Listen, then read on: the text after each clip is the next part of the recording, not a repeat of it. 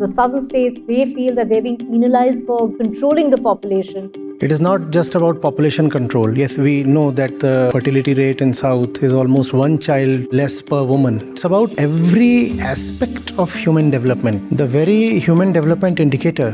For South, it is touching almost 0.80. For most states in the North, it is not even 0.60. And that's a massive gap.